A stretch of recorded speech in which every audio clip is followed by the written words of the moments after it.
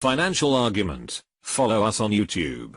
Today we have a returning guest, Fabian Calvo. He is back with us. He is Fabian for Liberty, and I am very happy to have him back on here. He's going to give us a rundown on the housing market. He's going to give us a rundown on the economy.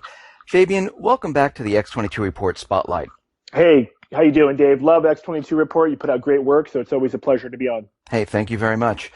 Let's just start out with housing right now, and we're getting reports from Kay Schiller, from the corporate media, from the government that, housing prices, they're just going through the roof.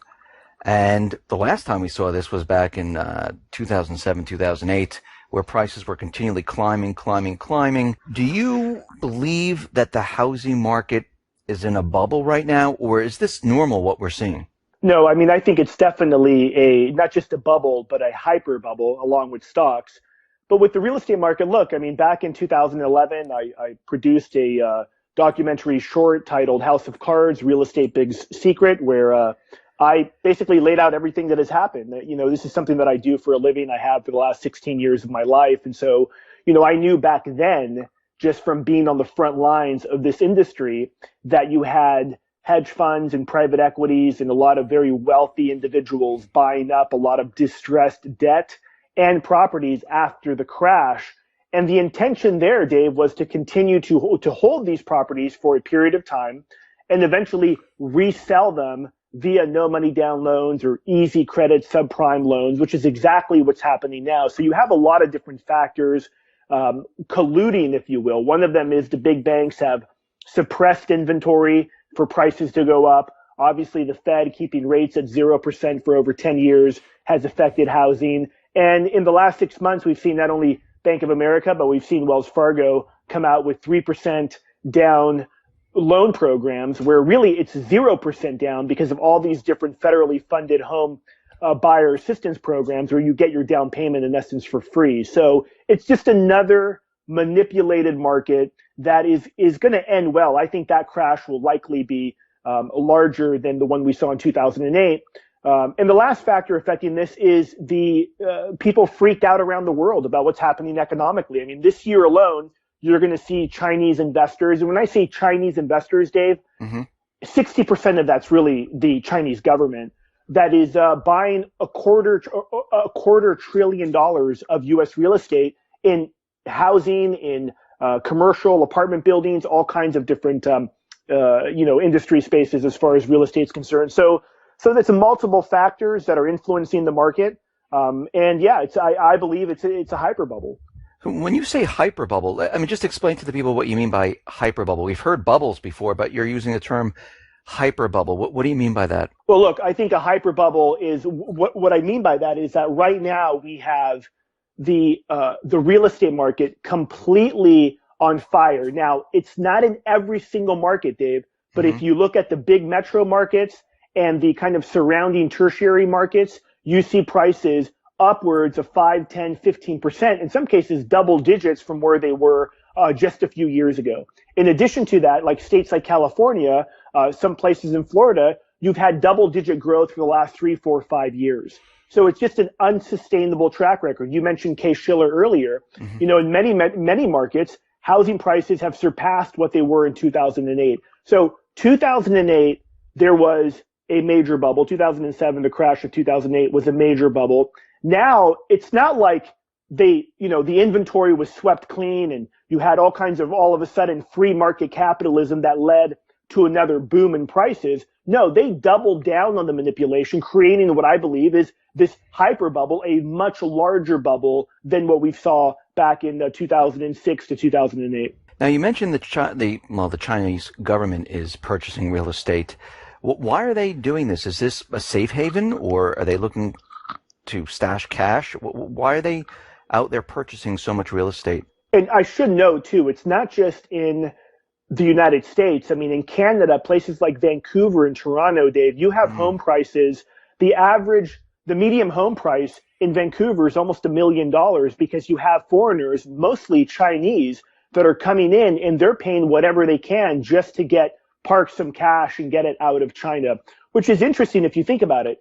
I think many of the listeners listening today, you and I included, Dave, would believe that, look, maybe America is not the biggest hedge against a global crisis because of the unsustainable debts that the U.S. government currently holds. But certainly people in China and other people in Europe, around the world, believe America is still a safe haven. And so that's why you're seeing them park money here, not only for the safe haven aspect, but also because they're able to get visas to bring their families over here if they park a certain amount of cash in the U.S. But I think they're trying to preserve wealth. And the way that they see that is by buying real estate, mostly in affluent markets or bigger metro markets that they believe will hold their value long term. Do you think this bubble was driven by, like you said, the foreign investors, maybe hedge funds, maybe investment companies? Do you think most of the American people are sitting on the sidelines where they're not actually purchasing, or do you see Americans actually out there purchasing? Well, I certainly see people that are investors, which I deal with a lot, buying real estate today. I think that, look, you had, in March, you had the largest bump in mortgage applications. And again, they're trying to create a situation, a new subprime. I mean, going back to that Wells Fargo new home loan program, you need a 580 credit score to qualify for it. I mean, a 580 credit score under any circumstances is pretty horrible. Yeah. So they're repeating the no money down, really the easy financing subprime. The Fed's trying to create a wealth effect where people, they buy a home, they feel more wealthy.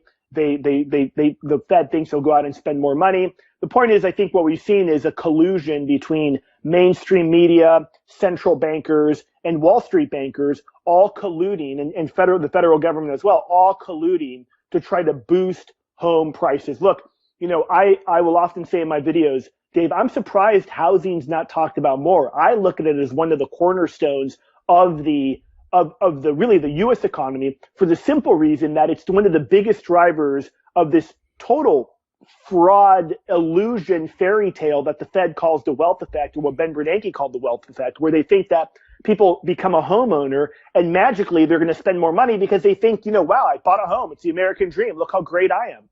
That experiment has failed horribly. I agree with you. I look at real estate also, and I do believe that this is the cornerstone of what is going on here. And I think that's one of the reasons why they had to push the housing prices up, because when the people see housing prices go up, they automatically feel that everything is fine.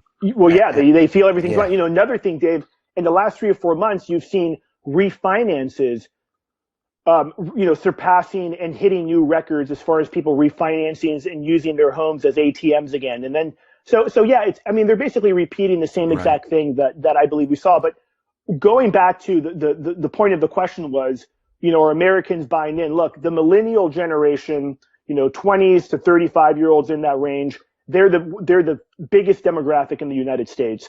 And they're saddled, many of them, with student debt. Many of them can't qualify to buy a home. And the Fed and the U.S., the government, politicians want to get this segment, this demographic, to buy homes. And that's where they're targeting for this, what I believe is this next big wave in price escalations that we're going to see. This is exactly what I talked about in that documentary short that I mentioned earlier. The last stage of this, we're already beginning to see it, was a rollout of easy financing. So all the big landlords in America, i.e. the hedge funds and private equities and sovereign wealth funds that have bought a ton of real estate, are going to begin to transfer the assets that they purchased and unload them to unsuspecting American home buyers that are able to get cheap financing prior to the crash. Now, we already see Sam Zell, where he's out there saying it's time to sell. And he actually did this back in 2007, going into 2008, prior to that a little bit, where he was unloading his real estate. Now, I know he has a lot of real estate, but this is an indicator that he's getting out, isn't it? Or starting to get out. Well, he's starting to get out. He certainly has said he's no longer buying, at least at this point in time. He owns thousands and thousands of apartment buildings, apartment units. And so, yeah, he's begun to sell in markets like LA and other markets where the prices have just gone absolutely, kind of like that hockey stick graph where they've gone vertical. And so he, can't resist. And he's also talking about what the Fed's doing to housing with its rate policy. So yeah, look, in 2007, 2008, he called it perfectly. He sold a lot of his assets, did very, very well. He's doing the same thing again. And there's other billionaires, and I'm sure we'll get into this as well, but you look at just a Wall Street Journal article last week talking about George Soros buying gold miners, being very bearish on the global economy. So Sam Zell's not alone. What I find interesting is some of these very wealthy individuals, their solution varies. I mean, you have Ray Dalio from Bridgewater and Associates talking about, we need helicopter money. We need the Fed to print money and to basically give it to big banks to lend out. So it's amazing. Even some of the most brilliant economic minds are coming up with solutions that I think are absolutely horrible, may work short term, but long term, they're going to be absolutely horrible. Let's switch gears to what the economy is doing right now. And we know from the beginning of this year, the stock market was down. It's been pushed back up. It's floating around. And precious metals, it went from, I think, 1,050 or so back in December. Now it's up into 1,200 and change. The president was out there telling us that, actually twice, that the economy is perfect. It's doing well. There are no problems whatsoever. And at this point in time, what's your take on what the economy is doing? Well, the economy is contracting. I'm one of those guys that believe that we averaged out over the last 10 years, we've likely had negative growth every single quarter. The only thing that bumps it into positive growth, at least on paper, is inflation. You factor that out and it's been negative growth. I mean, and that's what the Fed continues to try to do, hit a 2% inflation target, and they've tried everything.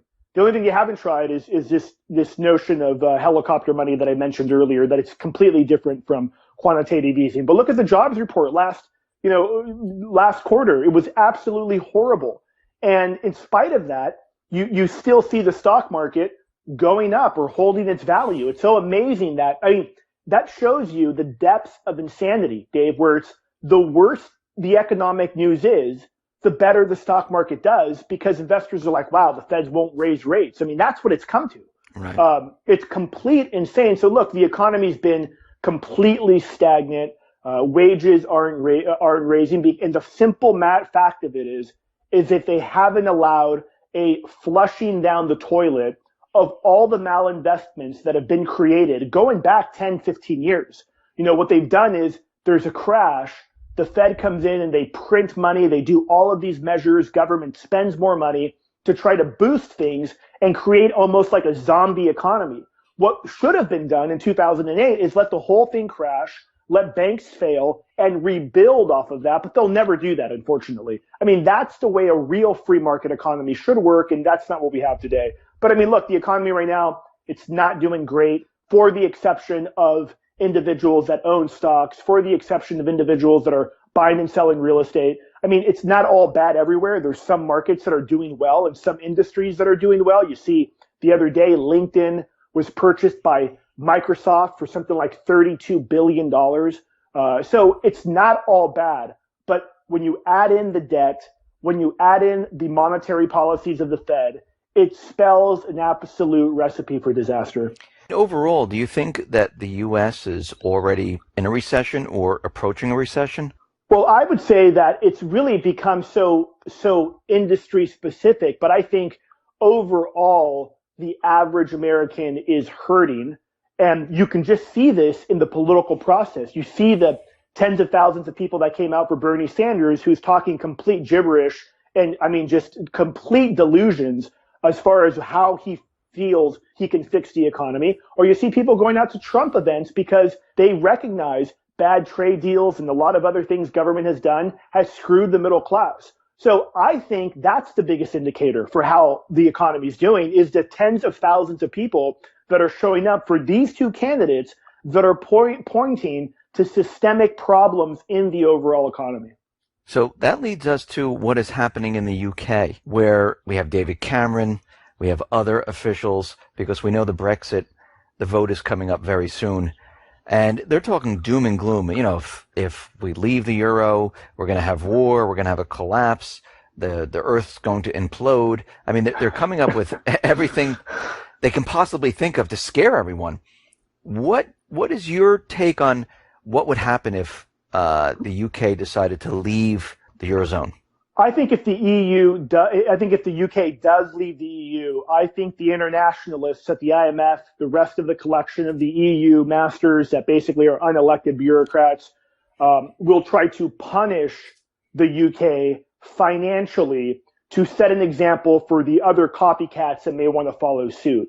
But I think ultimately the UK will be much better. They have an economy that they can rebuild around oil, shipping, insurance, finances, a lot of different things. Their tourism is big. So there's a lot of ways, just like Greece. I mean, look, Greece took 3 bailouts in 5 years, and we were all told it's a disaster if they leave. Well, they could have built their economy around mining, around shipping, around tourism. They decided not to do that. I think it'd be great for the UK. Unfortunately, I'm one of those guys, Dave, that believe that the vote's going to be rigged, just like we saw the Scottish independence vote. I believe that was rigged.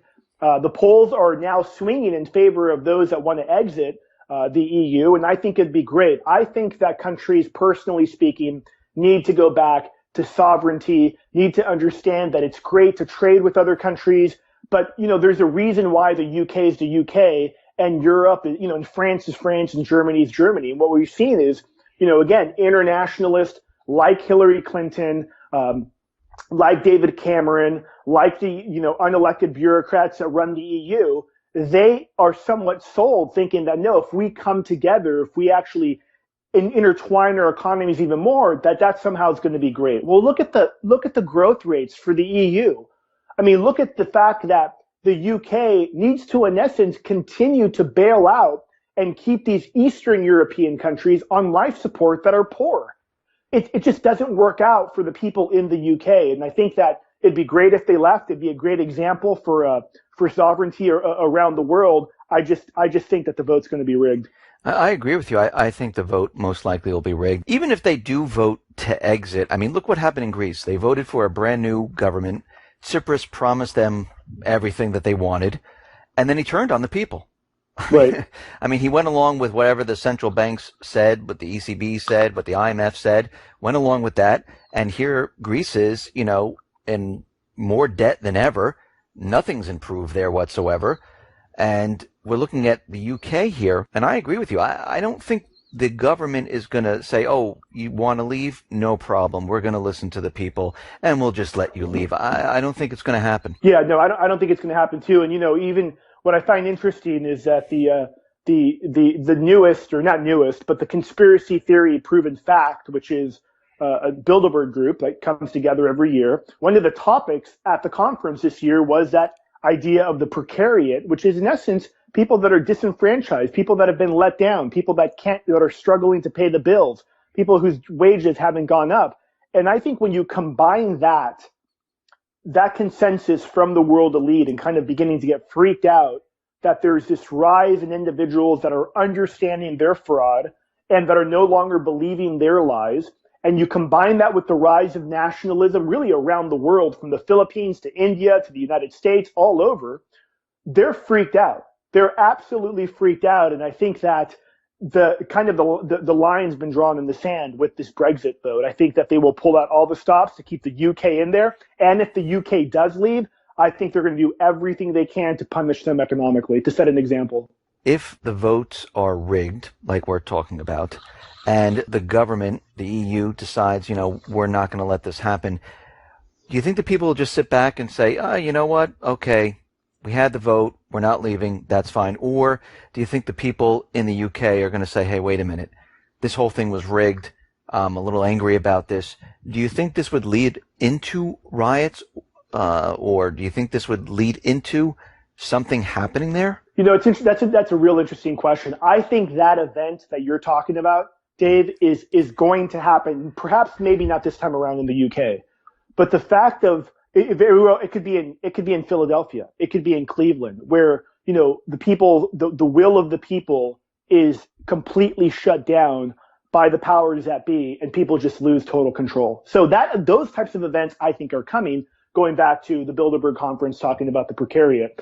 With respect to the UK, that's what people were talking about. If they screwed over the Scottish independence vote, there's all kinds of evidence that MI6, MI5 was involved in rigging that election, and you saw nothing happen. And the truth is that in places like the UK, the government has the guns and the people have baseball bats. So it's kind of a tough, uphill battle. One of the reasons why every time you see like this horrible event we saw in Orlando, Right. It's not about a psychopath that killed people. No, it's about gun control. It's not about border control. It's about gun control. And there's a reason behind that. And that reason, I believe, and why they keep pushing the gun control is directly tied to how frail and fragile the economy is, not just in the United States, but I think around the world. Talking about guns and events, we see many things happening out in the Pacific, in the Middle East, of course, out in Eastern Europe. And we continually see all these incidences with China out in the South Pacific, with Russia, with the planes flying into certain areas, subs sailing into the English Channel. Are we on track for war? It's a crazy, crazy topic, Dave, right? I mean, and if somebody listening today is maybe just started listening to your channel and most of what they've exposed themselves to has been mainstream media, you hear that and you're like, no, that's never going to happen. But, it's unfortunately likely to happen. And it's one of those things, quite frankly, like most of the things that we've talked about on this interview, I hope I'm totally wrong about. I don't want these things to happen. I have 2 small kids. I want them to grow up with peace and prosperity. The simple fact is, though, is that you have such incompetence on the world stage today. It reminds me, it's reminiscent of World War I. And really everything we've talked about today, economically speaking, ties right into geopolitics and really ties into this like reset of the total economic order of really the world order. And I think that, let's say, for example, the US, Europe begin to really go down in flames. Look, China has probably the leader in economic problems. However, everybody has economic problems. And I think what we could potentially see is, countries, and we're already seeing it, the Russians, the Chinese, the Iranians coming together to try to kind of, counterbalance the U.S. and Europe and what they believe are more so Washington, D.C. in this unipolar world where Washington thinks that they can make all the rules and everybody needs to follow them. So yes, I think that China is going to say, look, China's argument is pretty simple. The U.S. has 800 military bases around the world, troops in over 120 countries, a presence basically everywhere. China's saying, look, we're going to expand into these islands that we're building, and we're going to set up a Navy base. How can really the U.S. be the moral high ground on that conversation? I don't think they can. And, ultimately we'll see how it plays out. But it's one of those things, Dave, where it's just one little mistake, man, whether it's jets collide, whatever it may be, that could lead to a really ugly situation really quickly. One little thing that happens could just kick off the entire event where it just has a chain reaction and, they tell us that we're in war. Do you think they're doing all of this to cover up for the economic problems? Well, whether it's to cover it up or not, I think it's potentially something that could be used in kind of a, wag the dog kind of a situation where they will use war to basically get out of people freaking out about the economy. A lot of people are talking about war in the Middle East or war in the South China Sea, and I've talked about it a lot as well.